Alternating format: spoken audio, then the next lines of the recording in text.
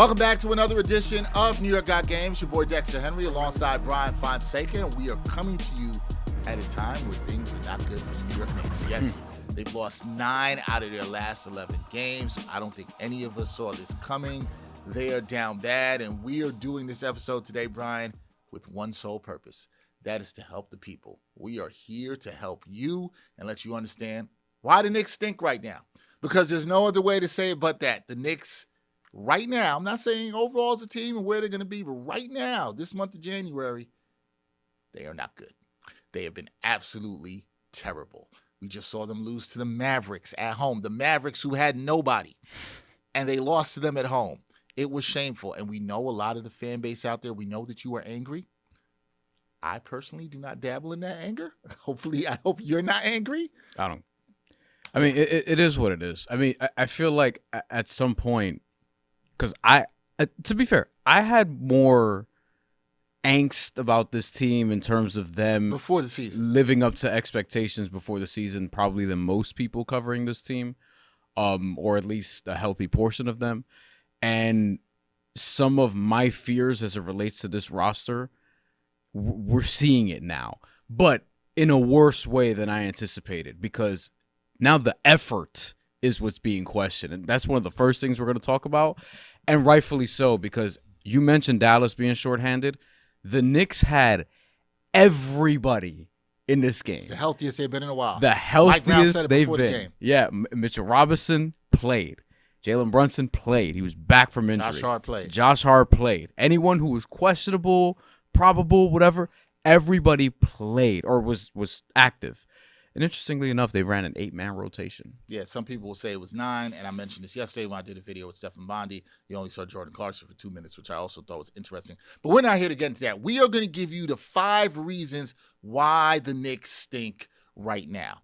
And we are not going to go 5 to 1. We're going to start with the number one reason for you right off the top why the Knicks aren't good right now. And look, to me, it's not even that deep, people. Because I've seen a lot of this, Bryan.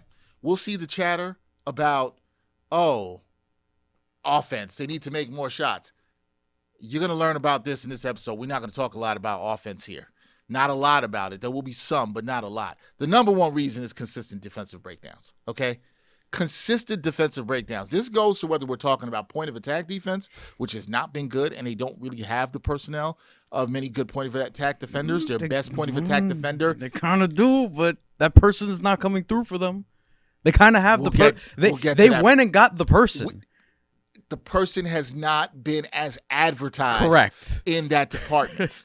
We are talking about Mikal Bridges, if you do not understand. We will get to Mikal Bridges. Trust me.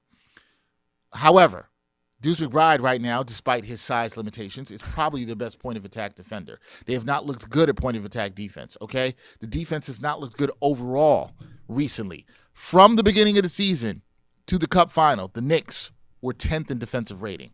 Since the Cup finals, they are the second worst team in the NBA in defensive rating. The only team that's been worse is a team that is tanking. That is the Utah Jazz. And when you look at this team, they're not closing out on three-point shooters. They're missing on rotations. They won't stop the ball. You'll just get people like, Grayson Allen doing stuff to you. Bounce passes in transition. It doesn't matter. Teams are getting whatever they want, and they can't stay in front of guys right now, Bryan. It just looks bad. Everything looks bad. They can't stay in front of anybody. They can't guard the three-point line. That's been a problem all season. We had some concerns about this. We'll get to that too. I want to be clear about this off the top as we talk about this, and I want you to get into the numbers here. But a lot of people are going to say, well, Dex and Bryan, this should be Mike Brown. Mike Brown should do it. Here's the thing. I don't care if you have Phil Jackson. I know that's triggering for some of y'all. I get that. The good Phil Jackson. The Phil Jackson of the 90s and the late 2000s. Yeah. I don't care if you got Phil Jackson, Red Auerbach, Red Holzman, Pat Riley, Jeff Van Gundy, on the entire coaching staff. If you don't have the personnel and the players aren't executing, they're just not executing. They're not robots. I say this all the time. Players have agency, push a button. The players are not getting it done defensively. That is it. They're not getting it done. I thought the Knicks, look, I'll say I was wrong. I thought they could be a top 8 to 10 defense. Are you punting on that already? Yes. Yes. What reason? That's fair. Look, you got to say when you're wrong. You got to say when you're wrong. If I give you this stat, you'll probably double down on that. Sure. They're 29th in defense since winning the NBA Cup. I know. And also, their net rating is -5 since winning the NBA Cup, which is worse than every team except for the following: the Pelicans, the Kings, the Wizards, the Pacers, and the Jazz, all of whom are tanking. Going nowhere fast. Going nowhere fast. And that's just since the Cup. You know what the bigger thing is, though, and you actually just mentioned this. With the three-point shooting, they've given up the fourth most threes per 100 possessions. That's all season. That's not since the Cup. That's just all season, because even when the defense was a little more respectable, this has been a season-long thing, and teams are converting 37.5%, which is the fourth most against opponents. So they're not good at defending the three. The teams that are worse are like the Jazz consistently, the Nets, the Pelicans. The Celtics actually give up a ton of threes. Teams don't make as many. And one of the ways that you can hurt the Knicks, as we've talked about, is just getting to the corners, like getting to your corner shooters. We've seen the Bucks do this. We saw the Mavericks do this a lot in the last game. We saw the Suns do it on Saturday night. We saw the Suns do it. We saw the Suns do it over there too in the first half in Phoenix. And a big part of it is just the defensive breakdowns. Like, teams figured, hey, if we just swing the ball enough, guys will be out of position. We'll be able to generate these threes from our corner shooters. And every NBA team seemingly has corner shooters now. And the Knicks aren't able to get back. And then the point of attack defense, as you mentioned, like, that's where it starts to break down, because that's where you trigger that action from. If you're going to break down the point of attack defender, you already have them beat. And at that point, you just need to find a teammate or generate the shot yourself, which you can do pulling up from the three-point line. But you just need to find a teammate at that point. Somebody could just knock down the three. And it's easy. It's easy to get the Knicks defense off balance. It's very easy. It's like they don't react well to a jab, this team. They don't. You hit them in the face, and then it's like they don't know what to do from there. And then you could get an open shot like nothing. I love that you said that, because they've looked lost. They've looked absolutely lost defensively right now. And look, somebody might say, well, Dex, you thought they could be a top 8 to 10 defense this year. They did hit 10 at one point. So I had hope. As I said, they were 10th in defensive rating before the Cup final. From the start of the season to the Cup final, it's been all downhill after that, right? And second worst team. Now, you want to say, look, does the truth probably lie somewhere in the middle between both of those things? Probably. Do I think they're as bad as what we've seen in the last 11 games overall? No, I don't. They're probably somewhere in the middle. Yeah. We talked about you need to be a little bit better in the middle. You need to be somewhere 12th and above, ideally 11th and above yeah, in terms of defensive rating to truly be a championship contender. Right now, the way the defense is playing, they are nowhere near a championship contender. I don't want to hear anything about offense. This is still, despite they've had some offensive struggles lately, this is still a top 5 offense in the league. Offense is not the problem with the New York Knicks, right?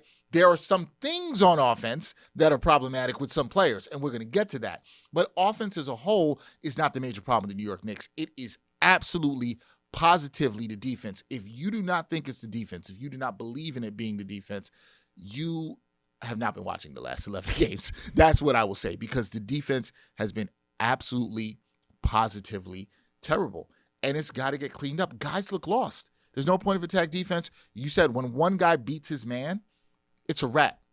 It's a wrap, because that guy with the ball, if he's a reasonably good playmaker, we saw Cade Cunningham do this when they played the Pistons back on the 5th of January. We saw Cade Cunningham do this. We've seen lesser players do this in recent games. Devin Booker was cooking them in Phoenix and at the Garden. And you saw guys, Con Gillespie, right? You saw other guys killing them from three. They can't guard the three-point line. And you mentioned that it's been terrible guarding the three-point line all season. This is not recent development. Mm-hmm. This was also somewhat of a concern with the Knicks.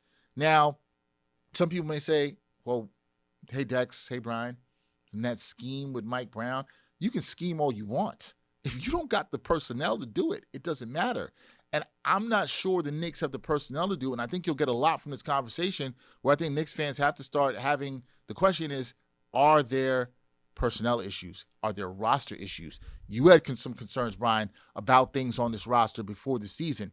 And some of those concerns existed last season. Mm-hmm. Let's be real, people. We can still Be honest about this and say that those concerns have always been there. They haven't gone away.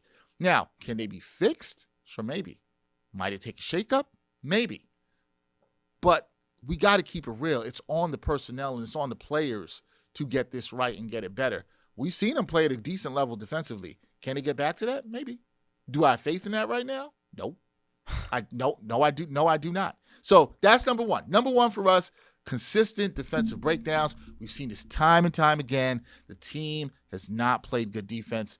The eye test shows it. The numbers show it. There's no doubt about that. And the other issue is their peers are.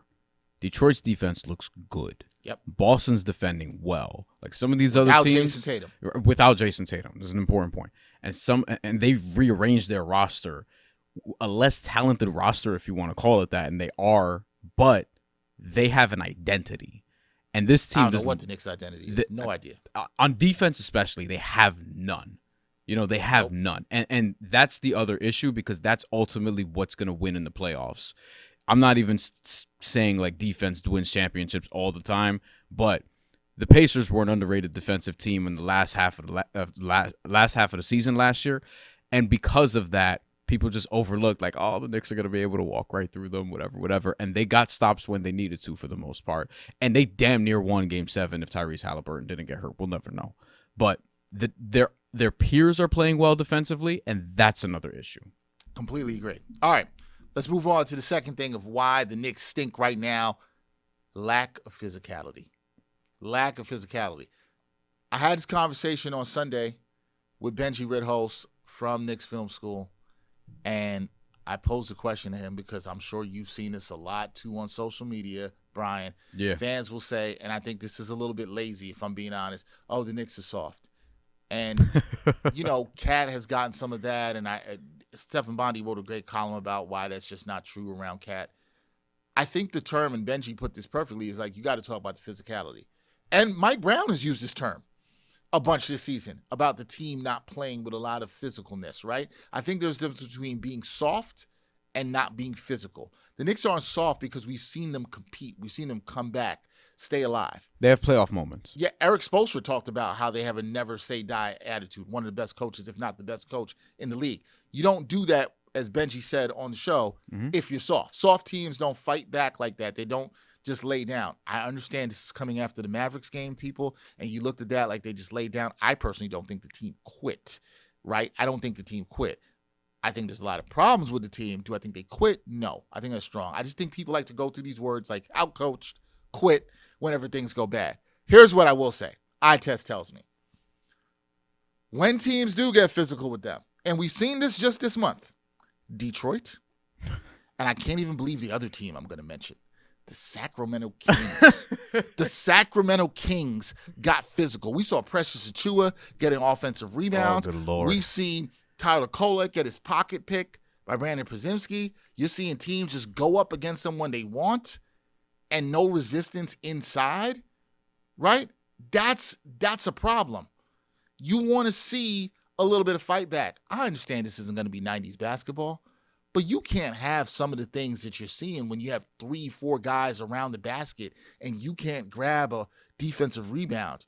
You can't guard your man in the paint. You're not bringing back that physicality, attacking guys on the other end with the ball. Physicality, what we're talking about, is really an eye test thing. It really is. It's about what you're seeing and feeling. But I think one thing that's a good indicator of physicality, what percentage of shots are coming against your team at the rim? The Knicks, according to Cleaning the Glass, were at the rim of shots within 4 feet of the basket, people. 32% of the Knicks shots that they're seeing are coming at the rim. Where is that in the NBA? Is that 11th? 10th?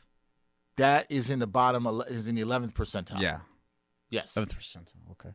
I mean, that's terrible. Not good. You know what it is, too? Like, if we can just, continuing this eye test piece. Sorry, 19th percentile. Excuse me, 19th.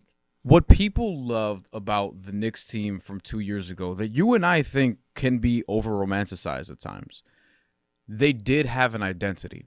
And what I do associate with some of the really good Tom Thibodeau teams is physicality. And physicality translates to wins on the road. So I'm going to fold in here. I like this. I'm going to fold in here some of the other things, or one of the other things that's really concerning to me. And the other thing here is we're halfway through the season. The Knicks do not have a quality road win yet. They're 1-11, just straight up wins and losses. 1-11 against road teams with a record of 500 or better this season. 1-11. The one was against Toronto. And Toronto was missing RJ Barrett, who people may laugh about because, oh, it's RJ Barrett. The Knicks gave him up. They got OG Anunoby. Go look up the Raptors' record in games that RJ Barrett's played this year. It's very good. It's very good. He's been playing impactful basketball. He's legitimately a good basketball player. Believe they were missing Emmanuel Quickly too, They were. which that sort of punctuates the Nick joke there because didn't have the OG package, so to speak. The Knicks are missing a couple guys too: Deuce McBride, Landry Shamet. Not as big of a loss as RJ Barrett has been this year. That's the only win that they have on the road against a team that's 500 or better. And if you don't have physicality at home, you're not going to have it on the road. And the other thing here is, in terms of just road record, they're 8-12 so far this year. That's worse than Detroit. It's worse than Boston. It's worse than the Raptors, Philly, Orlando, who's 9-11. It's worse than Cleveland, who can't seem to figure it out consistently enough, but they're at least 10-9 on the road.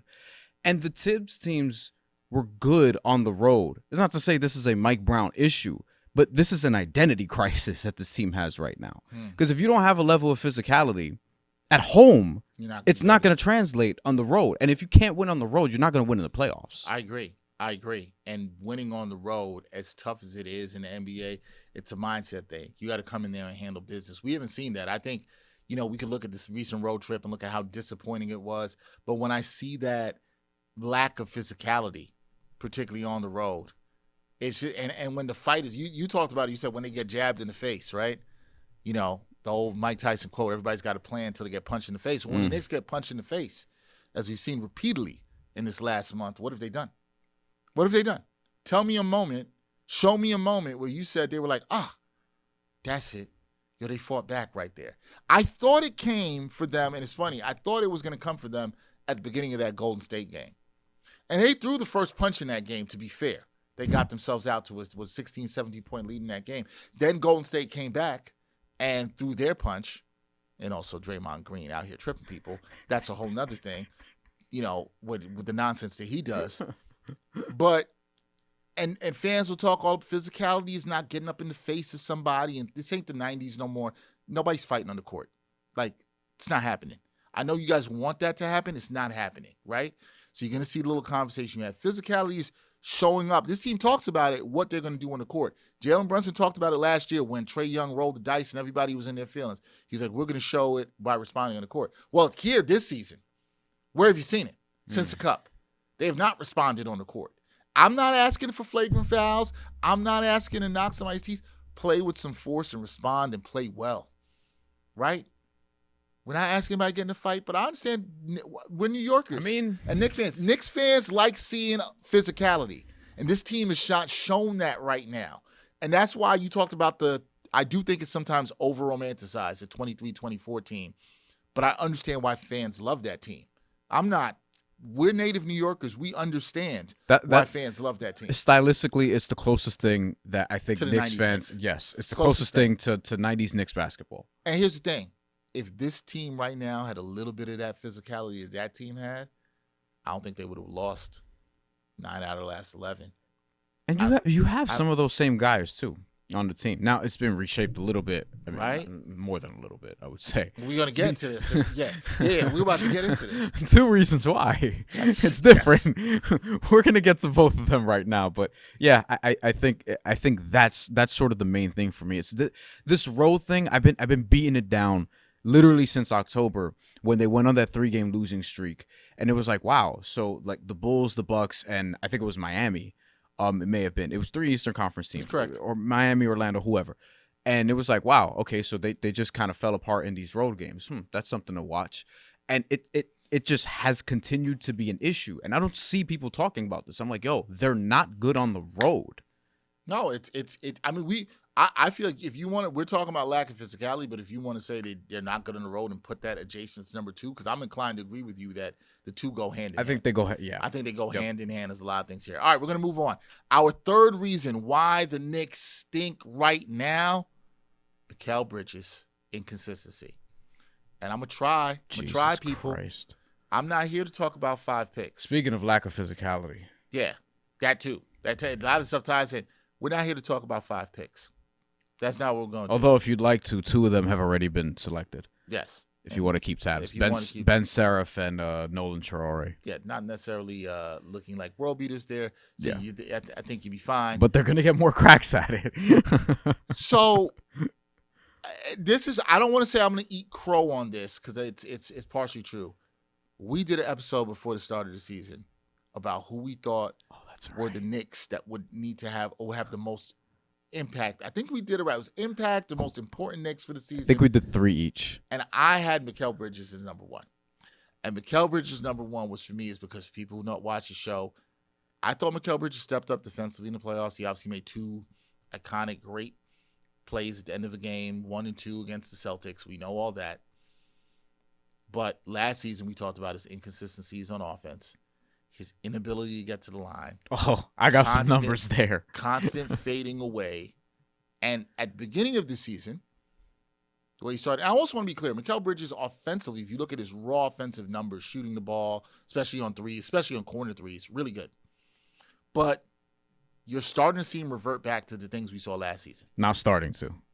No, he's been doing this for a while, right? And yeah, you're right. There's been more of a sample size of this. Listen, he had a good first 2 weeks. It's a little more than that. That's 2 is a little more than 2 weeks. I'll give him 6 weeks. I think that's too much. He was fine. I understand the free throw rate has dropped off tremendously. Listen. But can I say something? And then I'll give you the free throw rate. Can I tell you something that bothered me in looking up numbers about Mikal Bridges? Okay? It really bothered me. Because I said, I could go right to free throw rate. But I said, fine. Since the NBA Cup final, he's averaged just over 15 points a game, shooting 47% from the field, just under 40% from 3. When you look at that, you're like, oh, that's fine. Yeah, right. Fine for my third, fourth option, 1.2 steals per game. This is why watching games is important. During this 2-9 stretch, that's down to 14.5 points, 44% from the field, 35%. So not as efficient, right? Overall, 1.5 steals. Now, to your point, before the NBA Cup final, not including the final, over 16 points a game, 52% from the field, 40% from downtown, almost 2 steals a game. He was getting a lot of those stocks, too, there. Mm-hmm. But that's not even what really would annoy me if I'm a fan. I looked at Mikal Bridges' shooting accuracy. I was curious about this, Brian. Okay. He's shooting 40% from downtown this year. That is in the 80th percentile, according to Cleveland Glass. Great. Mid-range. We know this man cooks in the mid-range. 47%. That is in the 73rd percentile. Okay. But here's the thing. Mr. Bryan Fonseca, what do you think his accuracy is shooting at the rim? Accuracy. Not percentage of shots he's shooting at the rim. I'll get to that in a second. This is where the number will get for you. But the accuracy, like what is he shooting at the rim? 100%. No. 76%. Which, compared to other wings, that is in the 92nd That's percentile. really good. 76% at the rim is good. Listen, that's better than some centers. It's damn good. He's shooting 76% within 4 feet. That is in the 92nd percentile compared to other wings in the NBA. Here's the problem.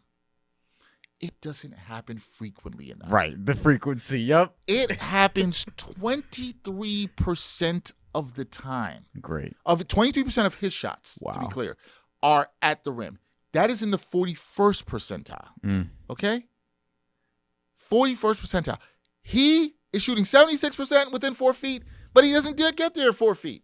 And then he's not getting fouled. Okay? Shooting 78.5% from the line. I will let you take it from there. That's disappointing for somebody shooting that well within 4 feet to not shoot it as often enough within 4 feet. Dex, 113 NBA players this year have played 1,000 or more minutes so far from the time we're talking about. No, this. you about to give me Steph. Steph went to the stat with me yesterday. Our great Steph and Bondi. Yes, I know where you're going. There will be more by the time you're watching this or hearing this. 113 NBA players have played 1,000 or more minutes. Among these players, where do you think Mikal Bridges is in free throw rate out of 113?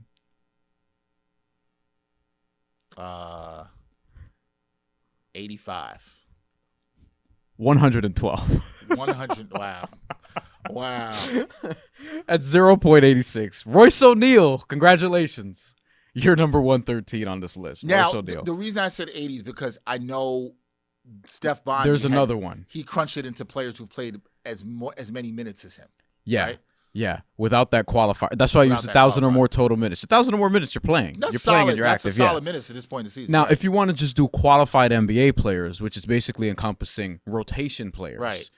You have 267 qualified NBA players in terms of free throw rate. Mm-hmm. They've gotten enough minutes this year. Several hundred, or a few hundred at least. Out of 267, Mikal Bridges is tied for 251st with Tyler Kolek. Yeah. In free throw rate.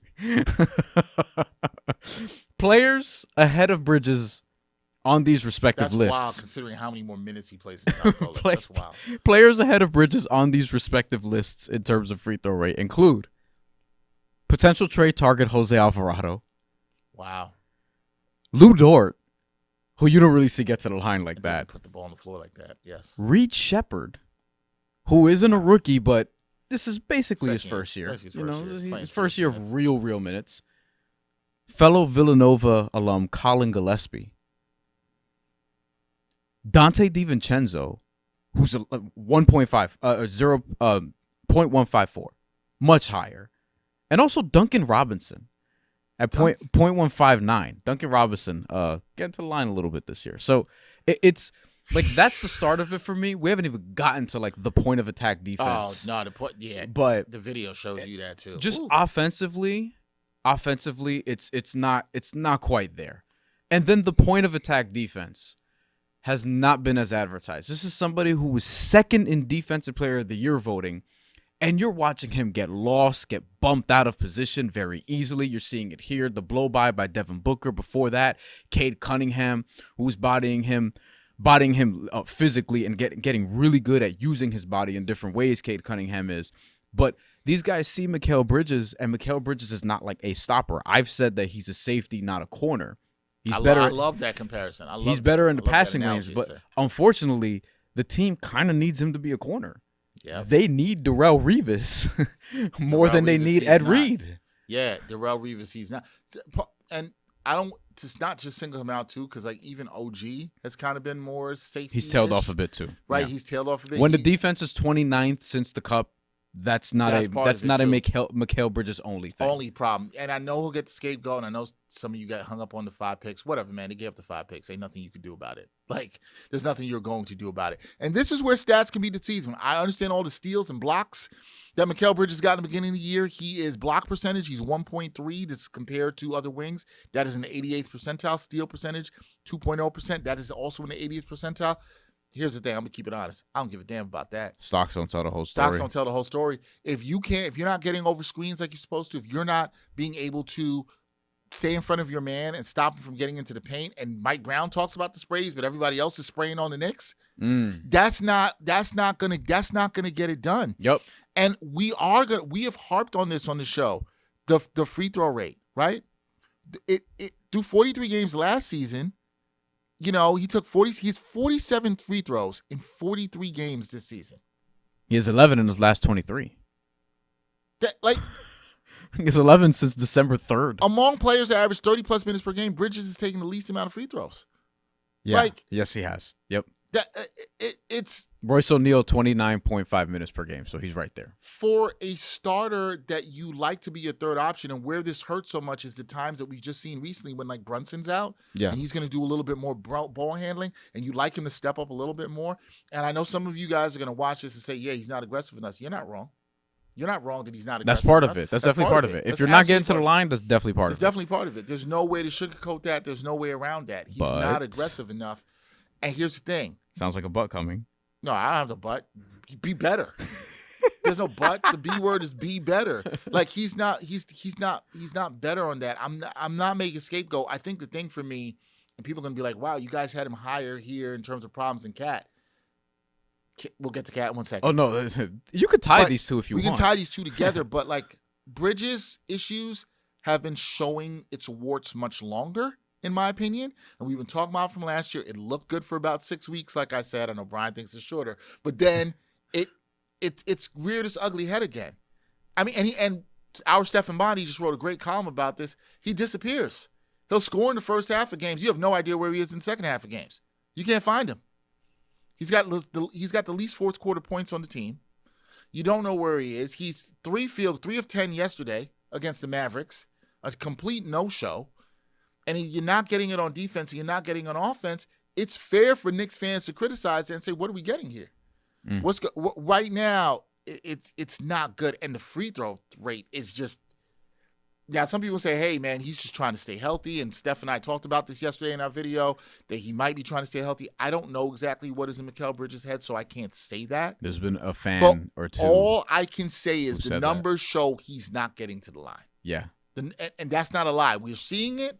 He's fading away again on shots. And this is a guy who, again, folks, is shooting 76% at the rim, but only 23% of his shots are at the rim.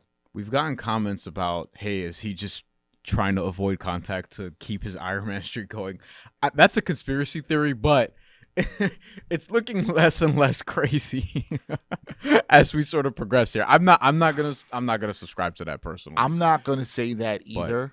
I just think it's a stylistic thing. Like if you look at his career, now the free throw rate hasn't always been this, but there's really like 1 or 2 boom years, especially with the Nets, where he got to the line a bunch and he was like the focal point of an offense and the featured guy. But when he's in this role, that's less so the case. Look, for me, it's going to come back to the fact that he's just not shooting enough at the rim. His shooting fouled percentage, how much he gets fouled on shots, according to position, 3.6% of the time. That's in the 10th percentile. We'll get fouls fading away. For wings. Floor is fouls on the floor. These are non-shooting fouls. 0.8% of the time. That's in the 34th percentile, right? So, again, these things are not great in that because he does not go to the rim. And then you look at the and one percentage, which is actually interesting here because this also would kind of correlate with somebody who shoots 76% at the rim. It's 35%. That is in the 86th percentile because he shoots 76% of the rim, but the problem is he only shoots 23% of his shots at the rim, even though numbers say he's really good at finishing at the rim. Mikal Bridges right now, is he frustrating during this moment in time? Absolutely. I know for some of you say he's been frustrating for the last season and a half, and I understand exactly what you're saying.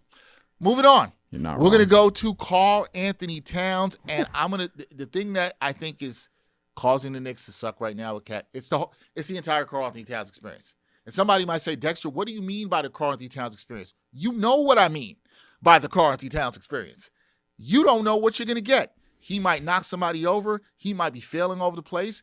And I was sitting with another media member the other day, and the person said to me, yo, he's always on the floor. I'm inclined to agree. Yes, he's always on the floor. And then we saw what happened here in Sacramento, where he falls on the floor and doesn't get back to play defense. Mm-hmm. I mean, look at this. He's just walking. You can't have that. He was trying to be efficient with his time, but it came back to bite him. And it came back to bite him because then it was 5-on-4, and Sacramento was able to get an open 3. You can't have stuff like that. And the other thing, and I know you and I have talked about this all the time, is not just the stumbling and bumbling that we're seeing with Cat all the time, right? You feel like you could put circus music under this video that we're looking at. But the thing is, it's the insane fouls, right? The constant with the off arm, always pushing off. Now it's the leg stuff. Yeah. Kicking Dwight Powell in the nuts yesterday. Twice. Once on a fadeaway 3-point shot. And I'm looking at this. I'm at the game. I'm at the Garden, and I'm like, what's going on here? But when you think about it, you're like, oh, no. This is the Karl-Anthony Towns experience. This is what happens. He's leading the league in offensive fouls himself. That is the stat. That is the stat, Mr. Fonseca. Averaging about 1 per game, basically. So, like every game, and to be honest, you watch the games. To be honest, if you watch, you know then most of the fouls are just dumb. So if you want to say he's averaging at least one dumb foul a game, you probably wouldn't be wrong. And lately, he's just fouling a lot, even on defense. But to lead the league in offensive fouls, by the way, those are turnovers. Like that's an issue. Ding. That's a turnover. It's a rhythm buster.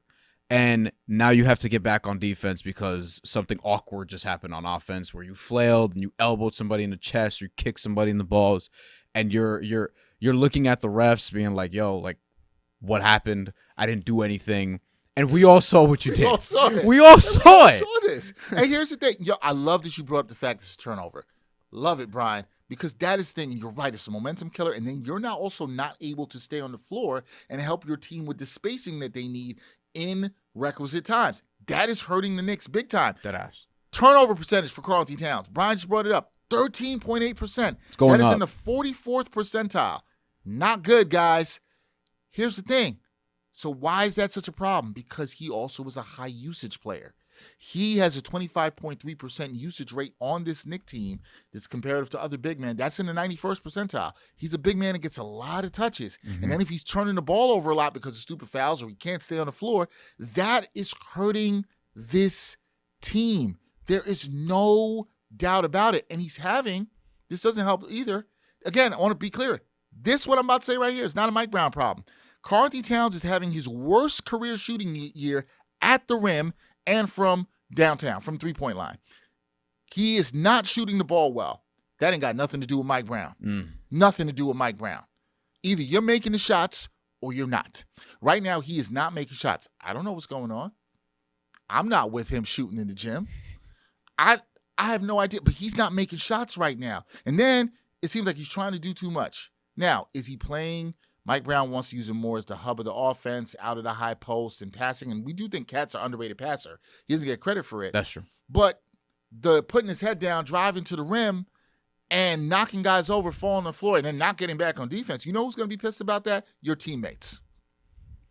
Teammates are not going to be happy with that. And we've seen it already. They're not going to be happy with that.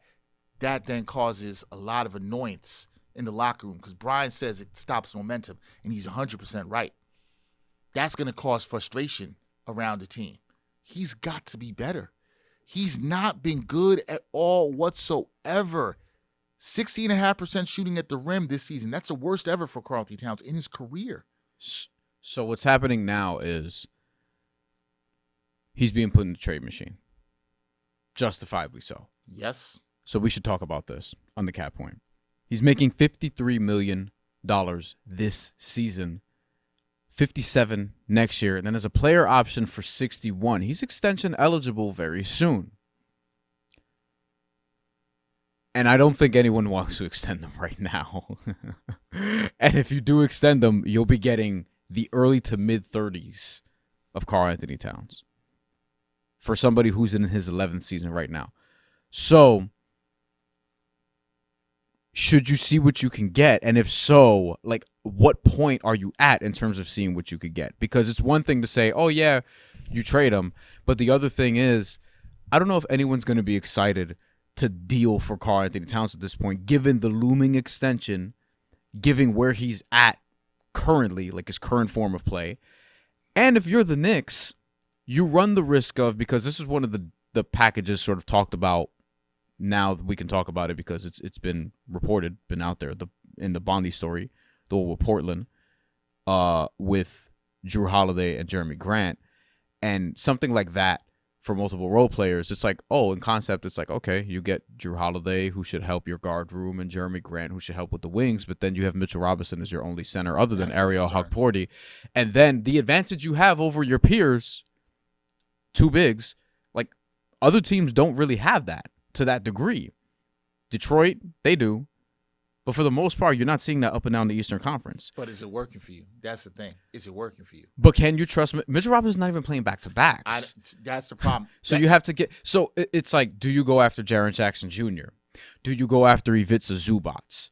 Do you go after – and John Collins? You know what I mean? Like, do you do something like this? Like, what point does it have to get to? And if you're one of these other teams, you have to trade knowing that, hey, Karl-Anthony Towns is going to want an extension.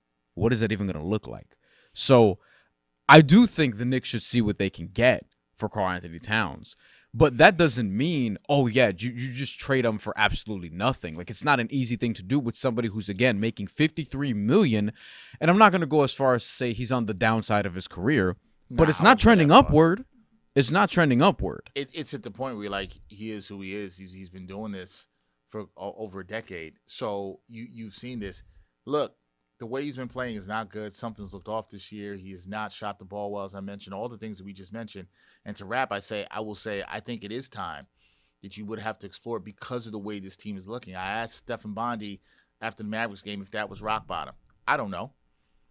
I'll tell you what, by the time you watch this, you guys hear this, they could lose to the Nets. And if they lose to the Nets, I'll tell you what, they lose to the Nets. And, they call the Nets little brother here in the city. They lose to the Nets at home. Right? Look, man, everything's on the table. Not everything, but you understand what I'm saying. Well, everything mostly is on the table. And I would say this to fans. The aspirations that this team has, the way Brian and I have talked about this, and all our guests have been on the show this year, this team will explore options. There's still the stuff that you're seeing out, that you're hearing out there, even this trade proposal that Bondy put in, and Bondy mentioned it in our video after the Mavericks. He mentioned this exact trade, and we spoke about it. Pay attention. I would say pay attention to those things. They're not out there for no reason. Right. Okay? Things are being discussed is what I would say. Yeah. They're having discussions. They're looking at everything. They may look at, hey, do we need to shake this up? Because the expectation, especially when the owner goes on WFN a couple weeks ago and says this team's going to win a championship. Well, that was a couple weeks ago. And when they let Tom Thibodeau go, the first thing they said in that press release is they believe they have a championship roster. I still think the goal is the same, but things may have changed. And this brings us to the last thing of why the Knicks stink right now and have been going 2-9. Depth issues. We thought that this team was going to shore up the depth. Jordan Clarkson played 2 minutes against the Mavericks. Gershon Yabusele, who has not been a good fit and has been pretty terrible. You want to talk about Yabusele? Not really. No, we don't have to. But he's played 9 games. I'll take the L on that and one. started 11 games. I was pro Yabusele. 2.2 points per game. Sometimes you're wrong. Yeah, it happens. Tyler Kolek has not been good in this. This one. 11 game skid.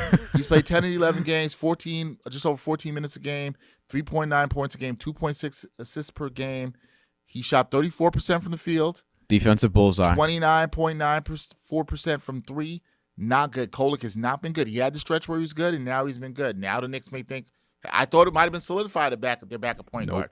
Doesn't look like it now. The Kolek sanity run is past us. Jordan Clarkson, also in the 11 games, 8.4 points a game. He's played in all 11 of those games, just 2 minutes, though, against the Mavericks. He shot below 40% from the field. The bench hasn't been good. I know Josh Hart has been out. That has bumped people up. The bench has not been good. Since the Cup, they have had the 6th lowest bench points per game at 30.5 per game. And before the Cup, they were the 3rd lowest bench points per game at only 30.7 per game. So the bench really has not been good all season. Yeah. We thought it would be better. It has not been better. It is part of the problem. To be fair. But to be fair, go ahead. Here's a but. I thought it would be better because of Malcolm Brogdon, who I think would have helped the backup point guard room. But also, I mean, one of the issues that I had coming into the season was we're talking about the Knicks needing a backup point guard, backup wing, and a backup big, and they drafted those 3 guys last year. And Kolek has looked decent for stretches, but are you confident putting him in the playoffs? That's the thing. I still think Kolek can be a player, and I think the flashes that he showed this season, the flash, I would say, in a stretch, was really good for his development going forward. Sure. That's not the question, though. The question you asked me is, do I trust him in the playoffs right now? No, because it's too shaky. It's too inconsistent. I saw it for a while, and I've also seen it go for a while. And you know what? 2 good sample sizes. And the playoffs are more than ever about matchups.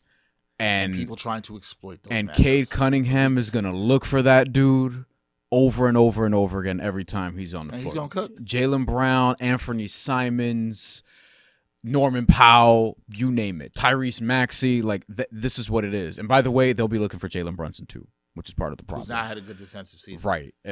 Surprise, surprise. So, when you look at the team, just the depth, I think going 8 deep in hindsight maybe felt like a must-win game against Dallas to some extent. Crazy. Crazy. By the way, Dallas does play well against good teams, which is there's weird stats about that. But regardless, the Knicks had everyone healthy that game. I don't know how many times you could say that this year, but it ain't many. Everyone healthy. You went 8 deep, just 8, which I thought was very telling. Jordan Clarkson not really in that rotation. Yabusele not in the rotation. Kolek not in the rotation. Oh. So we know what it was. It was your starting 5. You had Deuce, obviously, get a good chunk of minutes. He's not the problem or really a problem here. One of the bright spots. Honestly, yes. Like Deuce, fine. Mitchell Robinson, I thought he played really well against Dallas. Deuce and Mitch in the last couple of games have been really good. They've been the only reason you should be excited about anything with the Knicks. Everybody else, yeah. And Landry Shamet. Yeah. Other than that, and do you even have that much confidence in Landry Shamet is, I think, a reasonable question to be asked. Here's all I need to know. But Mike other Brown than that, has more confidence in him than the other guys you mentioned at the end of the bench. That's clear. So I think if you're looking at, and if we bring this back to the trade deadline, which is what's in 2 weeks, and this is going to be a lot more, I guess, entertaining if you're observing the Knicks, a fan of the Knicks, watching the Knicks, whatever, than we envision because of the slide. They have to do something at a minimum to address the bench, if not something more dramatic, I think.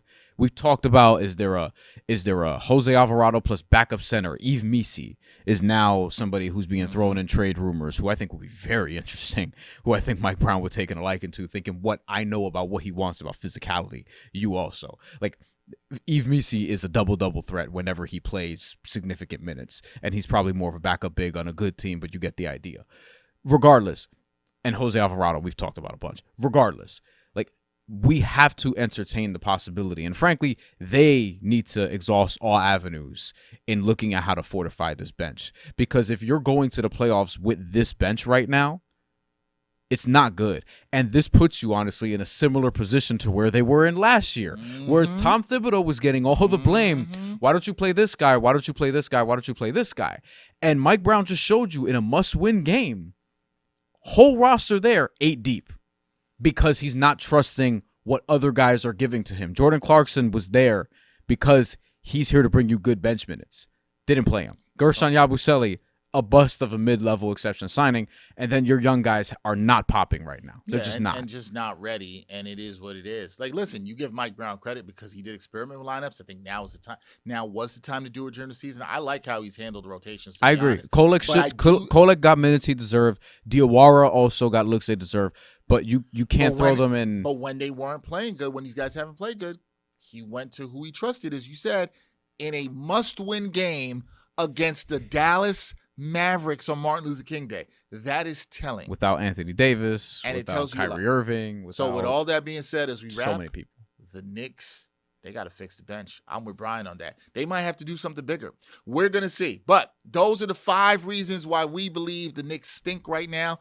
They could stink more if they lose to the Nets. It will not be good at all. We'll see what happens with the New York Knickerbockers. It has been a rough month of January. Brian, we will really see what happens. But let us know in the comments, what do you think the reasons are? What is the biggest reason the Knicks stink? Is there more? I'm sure some people in there are just going to be stubborn and say Mike Brown because they feel like that's all they have to say right now. I think this is more of a personal I don't think he's absolved. I don't think he's blameless. I've said this the other day on the show, but I don't even think he's in the top 5 of reasons for that. But what I will say is maybe 6. Pressure's on the front office. They might have to. Looks like they're gonna have to do some things. Got to do some tweaking. There's some pressure there. Listen, if we get comments about Leon Rose, I wouldn't be too surprised. Be mad at that. I don't think that's fair. Because listen, I will listen. Because if you're telling this a personal issue, who's responsible for the person? Right. Because you could point to, hey, the Mikal Bridges trade. Hey, the Karl-Anthony Towns trade. It's fair. And we mentioned those 2 players in our top 5. Right. So let us know what you think in the comments. We'll have more coming for you later this week on New York Got Game. That's Bryan Fonseca. I'm Dexter Henry. We'll catch you next time for another edition of New York Got Game. And thanks for watching New York Got Game. Boom shakalaka.